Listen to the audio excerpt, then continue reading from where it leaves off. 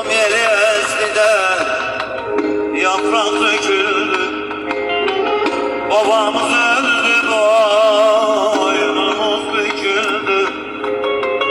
Ölürken gözleri tavana bakıldı.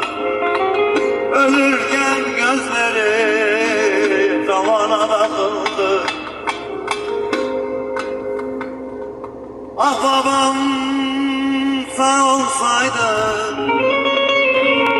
köşede otursaydı, bir karlı dağ gibiydi arkamı